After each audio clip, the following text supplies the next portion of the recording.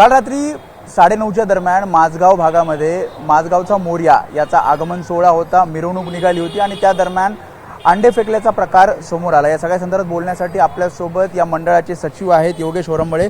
दादा, काय झालं नेमकं? कारण काही व्हिडिओज समोर आले ज्यामध्ये या सगळ्या मिरवणुकी दरम्यान अंडे फेकली गेली असं समोर आलं। काय नेमका प्रकार घडला? तर ह्यामध्ये बघा, बेसिक आपण बोलायला गेलं ना तर गणपतीचं आगमन जे आहे आमचं सकाळी दुपारी 2 वाजल्यापासून भारत माता गणसंकुल इथून सुरू झालेलं होतं।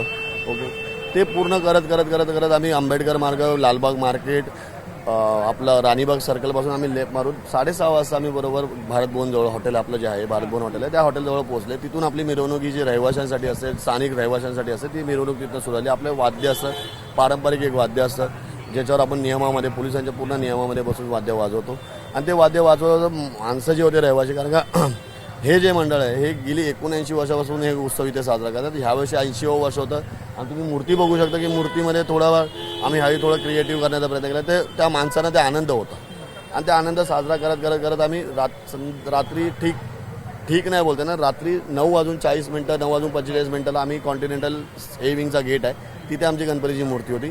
त्याच्या पुढे मिरवणूक आमची पूर्णपणे रहिवाशी जे आहेत ते इथे पूर्णपणे आपल्या नाचण्यामध्ये अगदी समोर मंडपाच्या अगदी समोर नाचण्यामध्ये गुंग होते आणि ते गुंग असताना समाजकंटकामधला कोणी असेल, जो कोणी व्यक्ती असेल तर कॉन्टिनेंटल सी विंगमधला माणूस होता किंवा इकडे पिरामल अरण्य म्हणून आमच्या पाठीमागच्या साईडला बिल्डिंग आहे, या दोन्ही बिल्डिंगमधल्या कुठल्या तरी एका बिल्डिंगमध्ये मंडपाच्या समोर अंड फेकण्यात आलं। एकच अंड? 2 अंडी फेकण्यात आली। त्या अंड्याचा प्रत्यक्ष तेव्हा भायगाव पोलीस स्टेशनमधले पूर्णपणे सिनियर PI, भायगाव पोलिसाचे वरिष्ठ अधिकारी इथे सगळे होते आणि त्याने ते बघितलेलं आहे। मी असं ऐकलं त्या वाद्यांवर किंवा जे वाद्य वाजवत होते त्यांच्यावर वाजवत होते, मिरवणुकीवर आमचा अंड फेकण्यात आला। गणपतीची मूर्ती आमची पाठी होती थोडी। काही वेळ गोंधळ झाला, पोलिसांना तुम्ही तक्रार केली? काही वेळ म्हणजे तेव्हा हा 9:45च्या दरम्यान होता, बरोबर आहे। नियमाप्रमाणे आम्हाला 10 वाजेच्यापर्यंत मूर्ती आतमध्ये मंडपाच्या आतमध्ये घेऊन जाणं होतं, ते पूर्णपणे आम्ही करण्याचा प्रयत्न केला। आम्ही पूर्ण मंडळातले जेवढे पण कार्यकर्ते होते, रहिवासी होते, त्यांना बोला की पहिले आपण मूर्ती आतमध्ये मंडपाच्या आतमध्ये घेऊया, नंतर आपण पोलिसांबरोबर या गोष्टीवर बोलूया। तर थोडाफार वादविवाद झाला। पोलीस बोलले की त्यांनी आम्हाला पूर्ण सहकार्य करणार। आम्ही त्यांच्यावर विश्वास ठेवला आणि आम्ही मूर्ती आतमध्ये घेतली। अज्ञाताविरोधात गुन्हा दाखल झालेला आहे। तुम्हाला कोणावर संशय आहे किंवा असं काही तुम्ही सांगितलंय की स्पेसिफिक याच, कारण तुम्ही 2-3 बिल्डिंगमध्ये तिथनं हे अंड फेकलं जाऊ शकतं कारण मोठमोठे हायराईज बिल्डिंग आहे तिथे? आम्हाला बोलायला गेलं तर पूर्णपणे संशय हा कॉन्टिनेंटल सी विंगचा आहे, जिथून अंड येऊ शकतं। कारण का पिरामल बरोबर आमचं थोडं संबंध जे आहे ते थोडेफार चांगले आहे आणि ती हायराईज असल्यामुळे ते मंडपापासून थोडं लांब आहे ते, त्यामुळे आम्ही त्यांच्यावर एवढा संशय घेत नाही। पण त्यामध्ये पोलीस पूर्णपणे आपापल्या प्रत्येक दृष्टिकोनाने विचार करतील, ते पूर्ण करतील, ते सक्षम आहेत, ते त्यांचं डिपार्टमेंट आहे, ते त्याच्यावर प्रयत्न। 80 वर्षापासून म्हणजे आता हे 80वं वर्ष, असं कधीच मिरवणुकीमध्ये गोंधळ झाला? 1992 पासून, म्हणजे 1992ला एवढा मोठा जे झालेलं होतं तेव्हाही हा गणपती तेवढा थाटामाटामध्ये साजरा केलेला होता। सामाजिक सलोखा जपला जातो, विविध समाजाचे लोक इथे आहेत, तर यामध्ये काही तुम्हाला संशय?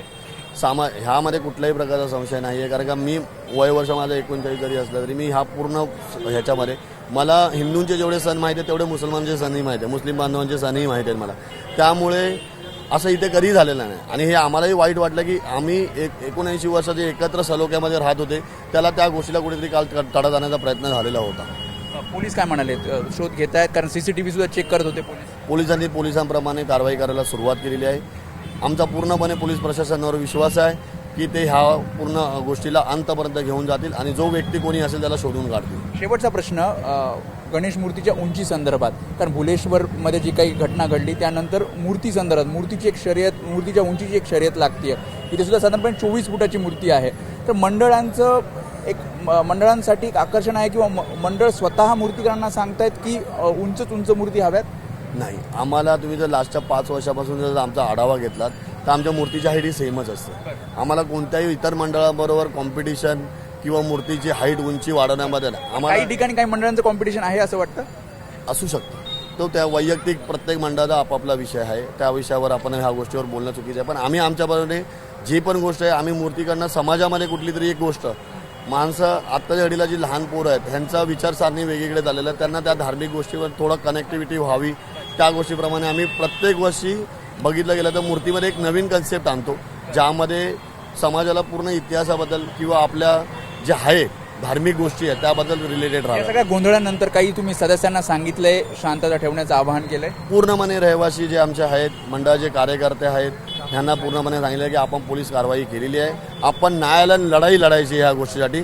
कुठल्याही प्रकारचा हिंसा इथे कुठल्याही प्रकारची अपेक्षा मंडळाकडनं नाही आहे आणि ती होणार नाही याची पूर्णपणे शाश्वता मंडळाचा मी एक प्रमुख पदाधिकारी सचिव असल्यामुळे मी घेऊ शकतो. धन्यवाद. तुम्ही सविस्तर हे सगळं प्रकरण सांगितलं. त्यामुळे त्यांनी सांगितलं की कशा प्रकारे हा सगळा वाद निर्माण झाला आणि त्यानंतर इथे शांततेचं आवाहन सुद्धा या सगळ्या मंडळाकडनं केलं जात आहे आणि आपण बघतोय की आगमन झाल्यानंतर मूर्ती इथे मंडपामध्ये विराजमान करण्यात आलेली आहे आणि त्याशिवाय त्यांनी सांगितलं की हे अंड नेमकं कोणी फेकलं या सगळ्याचा सुद्धा शोध पोलीस घेत आहे आणि पोलिसांना पूर्णपणे सहकार्य इथले नागरिक करतायत.